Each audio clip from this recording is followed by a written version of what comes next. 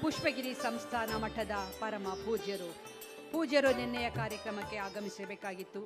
ಕಾರ್ಯಕ್ರಮದ ನಿಮಿತ್ತ ಬರಲಾಗಲಿಲ್ಲ. ಆದರೆ ನೊಳಂಬ ಲಿಂಗಾಯತ ಸಮುದಾಯದ ಮೇಲೆ ಇರುವಂತಹ ಒಂದು ಅಭಿಮಾನದಿಂದಾಗಿ ಪರಮ ಪೂಜ್ಯರು ಇಲ್ಲಿಗೆ ಆಗಮಿಸಿದ್ದಾರೆ.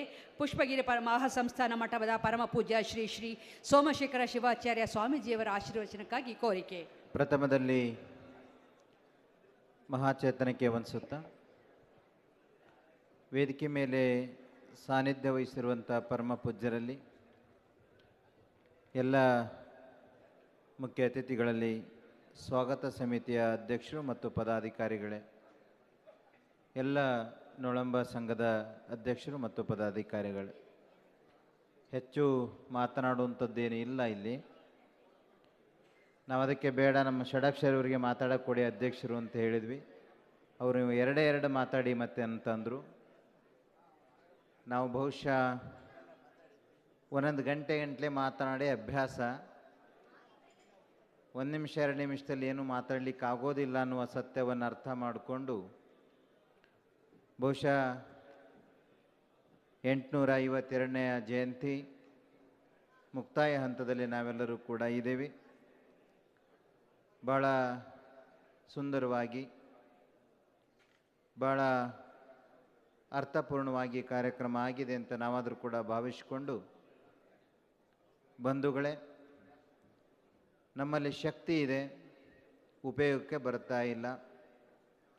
ಹಣ ಇದೆ, ಸರಿಯಾಗಿ ವಿನಿಯೋಗ ಆಗ್ತಿಲ್ಲ.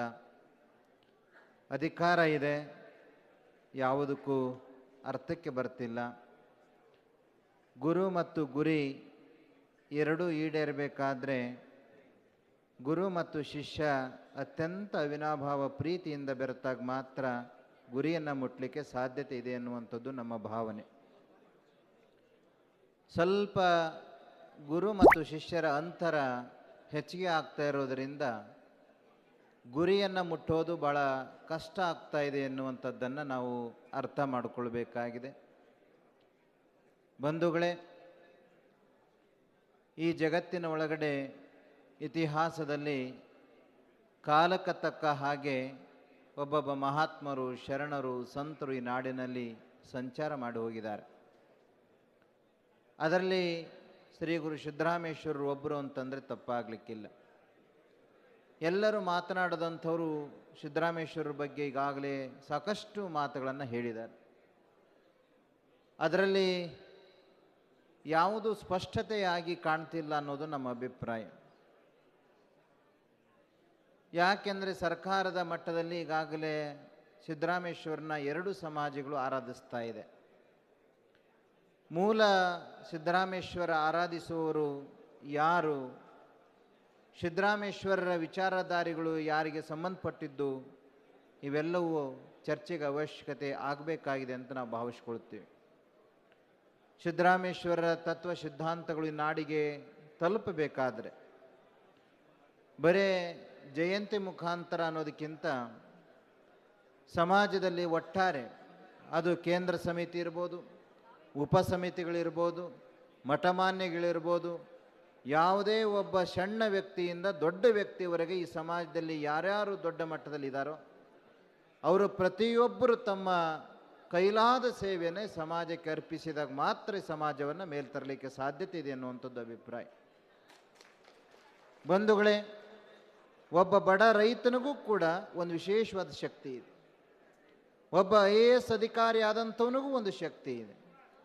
IAS ಅಧಿಕಾರಿ ಆದಂಥವನು ಅಥವಾ ಒಬ್ಬ ಬಡ ರೈತನಾದಂಥವನು ಸಮಾಜಕ್ಕೆ ತನ್ನದೇ ರೀತಿಯಲ್ಲಿ ಸೇವೆಯನ್ನು ಸಲ್ಲಿಸಲಿಕ್ಕೆ ಅವಕಾಶಗಳಿರ್ತವೆ. ಆ ಅವಕಾಶವನ್ನು ಸರಿಯಾದ ರೀತಿಯಲ್ಲಿ ಉಪಯೋಗಿಸ್ಕೊಂಡ್ರೆ ಇವತ್ತು ನಾವು ಬರೇ ಸಿದ್ದರಾಮಣ್ಣನ ವಚನವನ್ನು ಹೇಳೋ ಮುಖಾಂತರ ಸಮಾಜವನ್ನು ಸುಧಾರಣೆ ಮಾಡಲಿಕ್ಕೆ ಸಾಧ್ಯತೆ ಇಲ್ಲ. ಇವತ್ತು ಸಮಾಜವನ್ನು ಎಲ್ಲ ರೀತಿಯಲ್ಲೂ ನಾವು ಕಾಣಬೇಕಾಗುತ್ತೆ. ಆರ್ಥಿಕವಾಗಿ, ಸಾಮಾಜಿಕವಾಗಿ, ಶೈಕ್ಷಣಿಕವಾಗಿ, ರಾಜಕೀಯವಾಗಿ, ಧಾರ್ಮಿಕವಾಗಿ. ಈ 5 ಕ್ಷೇತ್ರಗಳಲ್ಲಿ ಸಮಾನತೆಯನ್ನು ಯಾವ ಸಮಾಜ ಸಾಧಿಸುತ್ತೋ ಆ ಸಮಾಜ ಉನ್ನತ ಸ್ಥಾನದಲ್ಲಿ ನಿಲ್ಲಕ್ಕೆ ಸಾಧ್ಯತೆ ಆಗುತ್ತೆ. ಆಕಸ್ಮಿಕವಾಗಿ 5 ಕ್ಷೇತ್ರದಲ್ಲಿ ಯಾವುದಾದ್ರೂ ಒಂದು ಸ್ಥಾನದಲ್ಲಿ ನಾವು ತೊಂದರೆಯನ್ನು ಪಟ್ಟರೆ, ಎಡವಿದರೆ ಆ ಸಮಾಜ ಮೇಲ್ಸ್ಥಾನದಲ್ಲಿ ಕೂರ್ಲಿಕ್ಕೆ ಅರ್ಹತೆಯನ್ನು ಪಡ್ಕೊಳೋದಿಲ್ಲ. ಯಾಕೆ ಗೊತ್ತಾ? ನಮಗೆ ಧಾರ್ಮಿಕತೆ ಇದೆ, ಆರ್ಥಿಕತೆ ಇಲ್ಲ ಅಂದರೆ ಯಾರೂ ಬೆಲೆ ಕೊಡೋದಿಲ್ಲ. ನಮಗೆ ಆರ್ಥಿಕತೆ ಇದೆ, ಸಾಮಾಜಿಕ ಸಂಘಟನೆ ಇಲ್ಲ ಅಂದರೆ ಯಾರೂ ಬೆಲೆ ಕೊಡೋದಿಲ್ಲ. ನಮಗೆ ಸಾಮಾಜಿಕ ಸಂಘಟನೆ ಇದೆ, ಆದರೆ ಶಿಕ್ಷಣದಲ್ಲಿ ಅಧಿಕಾರದಲ್ಲಿ ಇಲ್ಲ ಅಂದರೆ ಯಾರೂ ಬೆಲೆ ಕೊಡೋದಿಲ್ಲ. ಹಾಗಾಗಿ ಈ ಸಮಾನತೆಯನ್ನು ಇವತ್ತು ರಾಜಕೀಯವಾಗಿ ನಮ್ಮ ಷಡಾಕ್ಷರಿಯವರಿದ್ದಾರೆ, ಧಾರ್ಮಿಕತೆಯಲ್ಲಿ ನಮ್ಮಂಥ ಗುರುಗಳಿದ್ದೇವೆ, ಅಧ್ಯಕ್ಷರು ಅಧಿಕಾರದಲ್ಲಿ ಸಂಘ ಸಂಸ್ಥೆಗಳಲ್ಲಿ ಇವತ್ತು ನಮ್ಮ ಚಂದ್ರಣ್ಣನವರು, ಸಿದ್ದರಾಮಪ್ಪನವರು, ನಮ್ಮ ಶಶಿಧರ್ ಅಂತವ್ರು ಇದ್ದಾರೆ. ಅಧಿಕಾರದಲ್ಲಿ ನಮ್ಮ ಗುರುಪ್ರಸಾದ್ ಅಂತವರು, ನಮ್ಮ ವಿರೂಪಾಕ್ಷಣ್ಣನಂಥವರು, ದಯಾಶಂಕರ್ ಅಂತವರು, ಸಾಕಷ್ಟು ಜನ ಇದ್ದಾರೆ. ನೀವೆಲ್ಲ ಭಕ್ತ ಸಮೂಹ ಇದೆ. ಇವತ್ತು ನೀವೊಂದು ಯೋಚನೆ ಮಾಡಿ, ಇವತ್ತು ನಾವು ಧಾರ್ಮಿಕವಾಗಿ ಮುಂದೆ ಬಂದಿದ್ದೇವೆ, ಶಿಕ್ಷಣ ಇಲ್ಲ ಅಂದರೆ ಏನು ಮಾಡ್ತೀರಿ? ಶಿಕ್ಷಣದಲ್ಲಿ ಮುಂದಿದ್ದೇವೆ, ಸಂಸ್ಕಾರ ಇಲ್ಲ ಅಂದರೆ ಏನು ಮಾಡ್ತೀರಿ? ಸಂಸ್ಕಾರ ಇದೆ, ಕೈಯಲ್ಲಿ ದುಡ್ಡೇ ಇಲ್ಲ ಅಂದರೆ ಏನು ಮಾಡ್ತೀರಿ? ಯೋಚನೆ ಮಾಡಿ. ಇವತ್ತು ಒಂದು ಕ್ಷೇತ್ರ ಅಲ್ಲ, ಹಂತ ಹಂತವಾಗಿ 5 ಕ್ಷೇತ್ರಗಳಲ್ಲಿ ಸಮಾನತೆಯನ್ನು ಸಾಧಿಸಿದಾಗ ಈ ನೊಳಂಬ ಸಮಾಜ ಇರ್ಬೋದು, ಸಿದ್ದರಾಮಣ್ಣನ ಭಕ್ತರಾದಂಥ ನಾವೆಲ್ಲರೂ ಕೂಡ ಮೊದಲನೇ ಪಂಕ್ತಿಯಲ್ಲಿ ಕೂರ್ಲಿಕ್ಕೆ ಸಾಧ್ಯತೆ ಆಗುತ್ತೆ ಅನ್ನುವಂಥದ್ದನ್ನು ಅರ್ಥ ಮಾಡಿಕೊಳ್ತಾ, ಅಂಥ ವಿಚಾರಗಳನ್ನು ಮೆಲುಕು ಹಾಕ್ತಾ, ನಾವು ನಿನ್ನೆ ಇಲ್ಲಿ ಕಾರ್ಯಕ್ರಮಕ್ಕೆ ಬರದೇ ಇದ್ದರೂ ಕೂಡ ಯೂಟ್ಯೂಬ್ನಲ್ಲಿ ನಾವು ಕಾರ್ಯಕ್ರಮವನ್ನು ನೋಡ್ತಾ ಇದ್ವಿ. ನಿನ್ನೆ ಮಾಧುಸ್ವಾಮಿಯವರು, ನಮ್ಮ ಕರಡಿಗವಿ ಸ್ವಾಮೀಜಿಯವರು ಕೆಲವು ವಿಷಯಗಳನ್ನು ಪ್ರಸ್ತಾಪ ಮಾಡಿದ್ದಾರೆ. ಅದರಲ್ಲೂ ಮಾಧುಸ್ವಾಮಿಯವರು ಶಿಕ್ಷಣದ ಬಗ್ಗೆ ಭಾಳ ವಿಶೇಷವಾದಂಥ ಗಮನವನ್ನು ಕೊಡಬೇಕು ಅನ್ನುವಂಥದ್ದನ್ನು ಹೇಳಿದ್ದಾರೆ. ನಾವು ಅದಕ್ಕೆ ಮುಂದುವರೆದಂತೆ ಇವತ್ತು ಹೇಳೋದಾದರೆ, ನಮ್ಮ ಕೇಂದ್ರ ಸಮಿತಿಯವರು, ಉಪಸಮಿತಿಯವರು, ನಮ್ಮ ಸ್ವಾಮೀಜಿಯವರು ಎಲ್ಲರೂ ಕೂಡ ಈ 5 ಕ್ಷೇತ್ರದಲ್ಲಿ ಒಂದು ಶಾಲೆಯನ್ನು ಕಟ್ಟೋಣ, ಆ ಶಾಲೆಗೆ ಮಕ್ಕಳನ್ನು ತರೋಣ, ಆ ಬಂದಂಥ ಮಕ್ಕಳುಗಳಿಗೆ ಧಾರ್ಮಿಕತೆ ಬಗ್ಗೆ, ಆರ್ಥಿಕತೆಯ ಬಗ್ಗೆ, ಸಮಾಜದ ಸುಧಾರಣೆ ಬಗ್ಗೆ, ಉನ್ನತ ಸ್ಥಾನಕ್ಕೆ ಹೋಗೋದ್ರ ಬಗ್ಗೆ ಏನೇನು ಅವರಿಗೆ ಮೆಟ್ಟಲುಗಳು ಬೇಕು ಅದನ್ನು ಹಾಕಿಕೊಡುವಂಥ ಪಂಕ್ತಿಯನ್ನು ನಾವು ನೀವೆಲ್ಲರೂ ಮಾಡಿದಾಗ ಮಾತ್ರ ಅದು ಸಾಧ್ಯತೆ ಇದೆ ಎನ್ನುವಂಥದ್ದನ್ನು. ಇವತ್ತು ಇಂಜಿನಿಯರಿಂಗ್ ಕಾಲೇಜ್ ಬರಬೇಕಾಗಿದೆ, ಸೈನ್ಸ್ ಕಾಲೇಜುಗಳು ಬರಬೇಕಾಗಿದೆ, ಹಾಸ್ಪಿಟಲ್ಲು, ಮೆಡಿಕಲ್ ಇಂಥ ಕ್ಷೇತ್ರಗಳಲ್ಲಿ ನಾವು ಹೆಜ್ಜೆಯನ್ನು ಇಡಬೇಕಾಗಿದೆ. ಅದಕ್ಕೆ ಇವತ್ತು ಪುಷ್ಪಗಿರಿ ಒಂದು ಹೆಜ್ಜೆಯನ್ನು ಮುಂದಿಟ್ಟು ಇವತ್ತು ಹಾಸನದ ನಗರದಲ್ಲಿ ಸುಮಾರು 100 ಕೋಟಿ ರೂಪಾಯಿ ವೆಚ್ಚದಲ್ಲಿ ಹಾಸ್ಪಿಟಲ್ಲು ಮತ್ತು ಮೆಡಿಕಲಿಗೆ ಸಂಬಂಧಪಟ್ಟಂಥ ಎಲ್ಲ ಕೋರ್ಸ್ಗಳನ್ನು ಈ ವರ್ಷ ನಾವು ಪ್ರಾರಂಭ ಮಾಡ್ತಾ ಇದ್ದೀವಿ. ಇದು ಒಂದು ಹೊಸ ಹೆಜ್ಜೆಯನ್ನು ನಾವು ಇವತ್ತು ಇಡ್ತಾ ಇದ್ದೀವಿ. ಅದಕ್ಕೆ ನಮ್ಮ ವಿರೂಪಾಕ್ಷಣ್ಣರು, ಗುರುಪ್ರಸಾದ್ ಸರ್ ಅವರೆಲ್ಲರ ಸಹಕಾರ ಇವತ್ತು ಆ ಸಂಸ್ಥೆಗೆ ಒಂದು ದಾರಿ ಎರೀತಾ ಇದ್ದಾರೆ. ಅದರ ಜೊತೆಯಲ್ಲಿ ನಮ್ಮ ಹಾಸ್ಟೆಲ್ ವಿದ್ಯಾರ್ಥಿಗಳು, ಇವತ್ತು ಕಂಬಿ ಸಿದ್ದರಾಮಣ್ಣನ ಹಾಸ್ಟೆಲ್ ಅಂದರೆ ಇಡೀ ರಾಜ್ಯಕ್ಕೆ ಹೆಸರಾಗಿದೆ. ಇನ್ನು ಉನ್ನತ ಹುದ್ದೆಯಲ್ಲಿರುವಂಥ ಬೇಕಾದಷ್ಟು ಜನ ಅಲ್ಲಿ ಓದಿದಂಥವ್ರು ಇದ್ದಾರೆ. ಅವರನ್ನು ಬಳಸಿಕೊಂಡು ಇವತ್ತು ದೇಶ ವಿದೇಶದಲ್ಲಿರುವಂಥವ್ರನ್ನ ಬಳಸಿಕೊಂಡು ಇವತ್ತು ಅವರಿಂದ ವರ್ಷಕ್ಕೆ 1 ತಿಂಗಳ ಸಂಬಳವನ್ನು ಬೇಡ ಅಂದರೂ ಕೂಡ ವರ್ಷಕ್ಕೆ ಇಷ್ಟು ಫಂಡನ್ನು ನಮ್ಮ ಸಮಾಜದಲ್ಲಿ ಒಂದು ಸಣ್ಣ ಬಡವನಿಂದ ಹಿಡಿದು ಉನ್ನತ ಹುದ್ದೆಯಲ್ಲಿರುವಂಥವ್ರು ನಾವು ಪ್ರಾಮಾಣಿಕವಾಗಿ ಇವತ್ತು ಯೋಚನೆ ಮಾಡಬೇಕಾಗಿದೆ. ನನ್ನ 1 ವರ್ಷದ ದುಡಿಮೆಯಲ್ಲಿ 1 ದಿನದ ದುಡಿಮೆಯನ್ನು ಈ ಸಮಾಜಕ್ಕೆ ನಾನು ಕೊಡ್ತೇನೆ, ಯಾವ ರಸೀದಿನೂ ಬೇಡ, ಯಾವುದು ಬೇಡ ಅನ್ನುವ ಸಿದ್ಧಾಂತಕ್ಕೆ ನಾವು ಬರಬೇಕಾಗಿದೆ. ಇದು ಮೊದಲನೇ ಪಾಯಿಂಟ್. ಎರಡನೇದ್ದು, ನನ್ನ ಜೀವಿತಾವಧಿಯಲ್ಲಿ 1 ವರ್ಷದ ಸಮಯದಲ್ಲಿ 1 ದಿನದಷ್ಟು ಸಮಯವನ್ನು ಈ ಸಮಾಜಕ್ಕೋಸ್ಕರ ನಾನು ಮೀಸಲಿಡುತ್ತಾ ಇದ್ದೇನೆ ಎನ್ನುವಂಥದ್ದನ್ನು ಪ್ರತಿಜ್ಞೆ ಮಾಡಬೇಕಾಗಿದೆ. ಇದು ಎರಡನೇದು. ಮೂರನೇದ್ದು, ಯಾವುದೇ ಫಲಾಪೇಕ್ಷೆ ಇಲ್ಲದೆ ಈ ಸಮಾಜ ಸೇವೆಯಲ್ಲಿ ವೃತ್ತಿಯಲ್ಲಿದ್ದರೆ ರಿಟೈರ್ಡ್ ಆದಮೇಲೆ ಅಥವಾ ರಿಟೈರ್ಡ್ ಆದಂಥವ್ರು ಇದ್ದರೆ ಸಮಾಜ ಸೇವೆಯಲ್ಲಿ ತೊಡಗಿಸ್ಕೊಳ್ಳುವಂಥದ್ದು. ಒಬ್ಬ ಜನಸಾಮಾನ್ಯವನಿದ್ದರೂ ಕೂಡ ಇದು ನನ್ನ ವೇದಿಕೆ, ನಾನಿಲ್ಲಿ ಕಸ ಹೊಡಿಬಲ್ಲೆ ಅನ್ನುವಂಥ ವ್ಯಕ್ತಿತ್ವವನ್ನು ಬೆಳೆಸಿಕೊಂಡಾಗ ಮಾತ್ರ ನನ್ನ ಸಮಾಜ ಸೇವೆಯನ್ನು ಸಾರ್ಥಕತೆ ಮಾಡಿಕೊಳ್ಳಲಿಕ್ಕೆ ಸಾಧ್ಯತೆ ಆಗುತ್ತೆ. ಬಂಧುಗಳೇ, ಜನ ಹೆಚ್ಚು ಕಮ್ಮಿ ಇರ್ಬೋದು, ಆದರೆ ನೀವೆಲ್ಲರೂ ಇಲ್ಲಿ ಇದ್ದಂಥವರು ಗಟ್ಟಿ ಕಾಳು ಅಂತ ನಾವು ಭಾವಿಸ್ಕೊಂಡಿದ್ದೀವಿ. ನಿಮ್ಮ ಹಳ್ಳಿಗಳಲ್ಲಿ, ನಿಮ್ಮ ಸ್ಥಾನದಲ್ಲಿ, ನಿಮ್ಮ ಕುಟುಂಬದಲ್ಲಿ ಈ ಪರಿವರ್ತನೆಯನ್ನು ತರಲಿಕ್ಕೆ ಪ್ರಾರಂಭ ಮಾಡಿ. ನನ್ನ ಮಗ ಬರೀ ಎಜುಕೇಷನ್ ಪಡ್ಕೊಂಡ್ರೆ ಸಾಲದು, ನನ್ನ ಮಗ ಬರೀ ಶಿಕ್ಷಣದಲ್ಲಿ ಮುಂದುವರೆದ್ರೆ ಸಾಲದು, ಯಾವುದೋ ನೌಕರಿಗೆ ಹೋದರೆ ಸಾಲದು, ಯಾವುದೋ ಅಧಿಕಾರಕ್ಕೆ ಹೋದರೆ ಸಾಲದು. ಪ್ರತಿಯೊಂದು ಕ್ಷಣನೂ ನನ್ನ ಮಗ ನನ್ನ ಸಮಾಜದ ಬಗ್ಗೆ ಯೋಚನೆ ಮಾಡಬೇಕು ಅನ್ನುವಂಥ ಸಿದ್ಧಾಂತವನ್ನು ಕುಟುಂಬದಲ್ಲಿ ಬೆಳೆಸಿದರೆ ಮಾತ್ರ ಆ ಮಗು ದೊಡ್ಡ ವೇದಿಕೆಗೂ ಕುಂದಿರ್ಬೋದು, ಒಂದು ಸಣ್ಣ ಕೆಲಸಕ್ಕೂ ಕೂಡ ಬರಲಿಕ್ಕೆ ಸಾಧ್ಯತೆ ಇದೆ. ನಾವು ಬರೀ ವೇದಿಕೆ ಮೇಲೆ ಕೂರೋದನ್ನು ಅಭ್ಯಾಸ ಮಾಡಿಸಿದರೆ ಸಾಲದು, ಸಂದರ್ಭ ಬಂದರೆ ಕಸವನ್ನು ಹೊಡಿತೇವೆ ಎನ್ನುವಂಥ ಆ ಜ್ಞಾನವನ್ನು, ಆ ಸರಳತೆಯನ್ನು ನಾವು ರೂಢಿಸಿ ಬೆಳೆಯೋಕ್ಕಾಗುತ್ತೆ. ಅದಕ್ಕೆ ಬಸವಣ್ಣವರು ಮೇಲೂ ಕೂತ್ಕೊಂಡ್ರು. ಅವರು ಆ ಮೇಲು ಕೂತ್ಕೊಂಡು ಒಂದು ಮಾತನ್ನು ಹೇಳ್ತಾರೆ, ಎನಗಿಂತ ಕಿರಿಯರಿಲ್ಲ, ಶಿವಭಕ್ತರಿಗಿಂತ ಹಿರಿಯರಿಲ್ಲ ಅನ್ನುವಂಥದ್ದು. ಸಿದ್ದರಾಮಣ್ಣನವರು ಕೆರೆ ಕಟ್ಟಿದ್ರು, ಕೆಲಸವನ್ನು ಮಾಡಿದರು, ಎಲ್ಲವನ್ನು ಮಾಡಿದರು. ನಾನು ದೊಡ್ಡವನು ಅಂತ ಯಾವತ್ತೂ ಭಾವಿಸ್ಕೊಂಡೇ ಇಲ್ಲ. ಸಿದ್ದರಾಮಣ್ಣನಂಥವರು, ಬಸವಣ್ಣನಂಥವರು, ಪ್ರಭುದೇವರು ಬಹಳ ಅದ್ಭುತವಂತ ಜ್ಞಾನಿಗಳು. ಅವರು ಕೊಟ್ಟಂಥದ್ದು ಅದ್ಭುತವಾದಂಥ ಶಕ್ತಿ ಇಲ್ಲಿದೆ. ಅದು ಇವತ್ತು ನಾವು ಉಳಿಸ್ಕೊಳ್ಬೇಕಾಗಿದೆ ಅಷ್ಟೇ. ನಾವು ಹೊಸದೇನು ಮಾಡಬೇಕಾಗಿಲ್ಲ, ಅವರು ಕೊಟ್ಟಂಥದ್ದನ್ನು ಉಳಿಸ್ಬೇಕಾಗಿದೆ ಅಷ್ಟೇ ಬಂಧುಗಳೇ. ಯಾಕೆಂದರೆ ವಚನಗಳು ನಿಮಗೆ ಅರ್ಥ ಆಗದೇ ಇರ್ಬೋದು, ಅದನ್ನು ಹಳ್ಳಿ ಭಾಷೆಯಲ್ಲಿ ನಾವು ಹಳ್ಳಿಗಳಿಗೆ ತಿಳಿಸಬೇಕಾಗಿದೆ. ಆ ಹಿನ್ನೆಲೆಯಲ್ಲಿ ಇವತ್ತು ಪುಷ್ಪಗಿರಿ ಗ್ರಾಮೀಣಾಭಿವೃದ್ಧಿ ಸಂಸ್ಥೆ 10 ಜಿಲ್ಲೆಗಳಲ್ಲಿ ಪ್ರತಿ ಹಳ್ಳಿಯಲ್ಲೂ ಕೂಡ ಇವತ್ತು ಸಂಘವನ್ನು ಮಾಡಿ ಧಾರ್ಮಿಕ, ಶೈಕ್ಷಣಿಕ, ಸಾಮಾಜಿಕ, ರಾಜಕೀಯ 5 ಕ್ಷೇತ್ರಗಳಲ್ಲಿ ಧಾರ್ಮಿಕ ಇಷ್ಟೂ ಕ್ಷೇತ್ರಗಳಲ್ಲಿ ಇವತ್ತು ನಾವು ಒಂದು ಹೊಸ ಪರಿವರ್ತನೆಗೆ ಒಂದು ಹೊಸ ಬುನಾದಿಯನ್ನು ಹಾಕಿದ್ದೇವೆ.